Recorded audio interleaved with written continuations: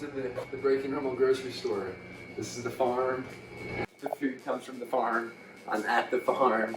And it's like there's some loopholes with getting a membership and stuff. But like there are so many birds on this farm. And here's one of them. That's a goose. Man, some of the best meat I've ever had actually is hunted geese. From my friend Wes Atkinson, who was on my podcast. You want to check that out. But yeah, I wanted to give you all a sneak peek of this. How cool is this? Isn't this like the future of farming? You basically go to the farm and buy the food, and I'm going to go to the garden after this and pick my own greens for my green juice tomorrow. But this is what I got in my bag so far. 2-headed chicken bone broths. And these chickens, this stuff this is arguably the most powerful bone broth I had. I haven't had that exact one. Fresh, raw milk. And what I mean by raw milk, I mean like it just comes from the udder, and that's it. No treatment, no pasteurization, no homogenization, none of that. Probably some very healthy, happy cows on grass. And this is it. I'm gonna probably load up on these peaches. It is stone fruit season if you're in Colorado. And you know, one of my farmer friends in Georgia, he would just be offended if you refrigerate his tomatoes.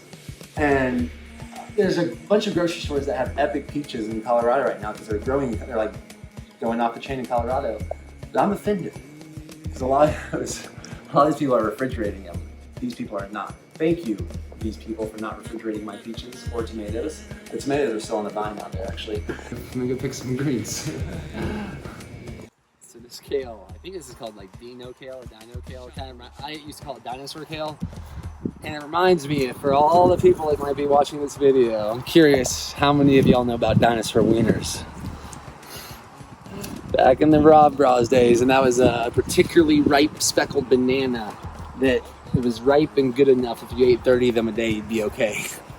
But out here, on the topic of that, actually, I'm pretty certain this is an heirloom tomato variety. And I was on the way here, I was discussing what heirloom means. And one of the things that means, I believe the seed in this tomato can grow a replica of the plant that it came from.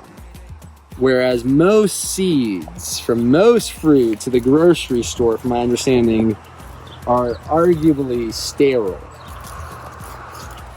Look at these greens. And this is just green chard, is that right? Do you know what this is? I think it's green chard, like Swiss chard.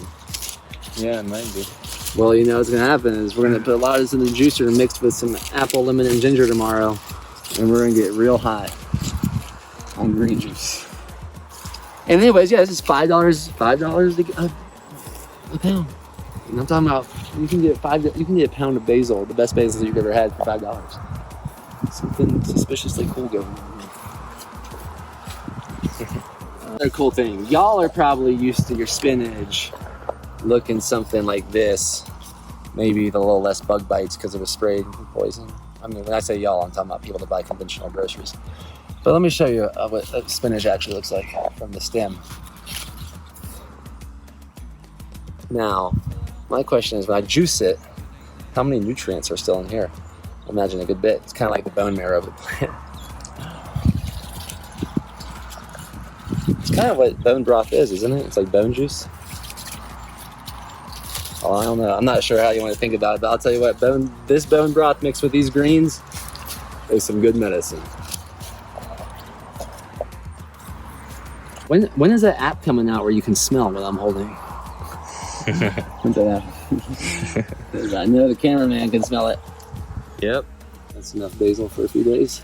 You know, in some of the blue zone, long-lived cultures, there's a cool book called Healthy at 100 from John Robbins. And allegedly, some of those cultures, and one in particular, if they're not eating the greens they picked that day, they would. I think they think they're worse for you than not eating them. Meaning, fresh and local, seasonal. When your soil's orgasming and giving birth to these fruits and vegetables, it's time to eat them. And having them sit on a shelf and shipped, let's just say some longevity experts don't even believe in touching that stuff. So on my way, I was talking about how alive that garden is, because it is. I mean, there is a vibrancy in there. So many bugs too, and of course, like I think it's like a Native American farming proverb I've heard. I mean, a third is for the land, a third is for the animals and insects, and a third is for you. And anyways, I got to kill a mosquito on the way, and I just leave it there to warn me of mosquitoes. This blood is not for you. Any natural mosquito remedies out there? I've heard all kinds of theories. I guess it's based on blood type. It's based on how many bananas you eat. I don't know. I know when I hang out with people that think they get bit by mosquitoes a lot, I typically don't. So I think it has something to do with it. Do you think you're prone to getting a lot of mosquito bites? Because you probably are. Look up the observer effect. Look into it. And actually, the results might change based on how you're looking for everything. I got some eggs, but I also got. Well, you know what's cool is this is all like raw beef trimmings, and they sell it as dog food. And Araya loves it. The one issue is I'm not sure if she's hungry for other dog foods after eating that. But one thing I wanted to note about the coolness of this joint is it's on the honor system. I like that a lot. I feel like this whole system is like bringing it back to like the roots of humanity before huge civilizations, more like tribal community living. And I think they're doing it all right. So if you want the info at Young and Boulder, let me know. I'm not sure if they even have room for more members or not, but comment, DM, whatever platform this is on, reach out. We'll say hi, we'll figure it out.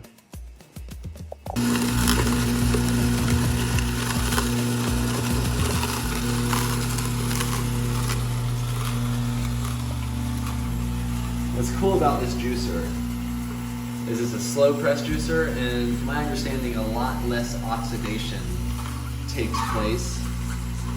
It's the Omega juicer. Maybe we'll put a link where you can get it on Amazon, but basically this juicer compared to like the Breville that spins really fast, allegedly that creates a lot of oxidation, and I don't think it juices it as much. But when you're dealing with like dense greens like this, I think the juicer makes a difference. I mean, look at this basil. It's flowering and everything, and it smells so good. Oh my gosh, that's some of the best smells. To go back to the Rob Ross days, you know we've been juicing for a long time, and honestly, I think it's one of the best supplements on earth. If you can go to the garden, get fresh greens that day or the day before, put them in a slow press juicer and drink that juice, or chew that juice, to chew the juice so you get the salivary amylase going. Man, one of the best things I've ever done for my body over the years. Dan McDonald, thanks for planting that seed years ago in your RV.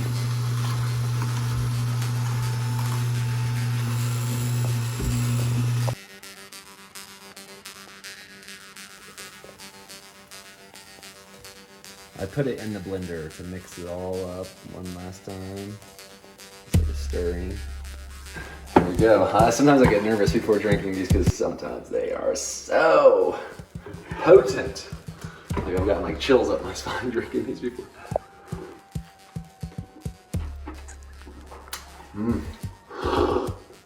Pretty, because I put so much cucumber in there. I had a fat, fresh cucumber on the farm yesterday. It's pretty epic. You want to try it? I can film your reaction. This first taste of a homemade Danimal green juice, gorilla juice. Wow. It's powerful. Have you ever had a green juice like that? No. From a store? That's the difference. You make your own green juice, something special happens.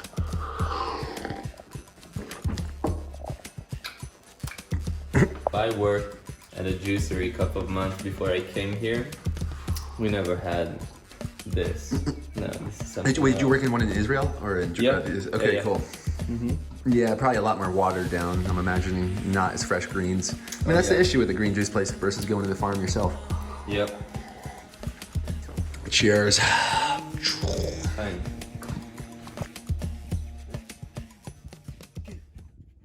Oh. We'll get it next time.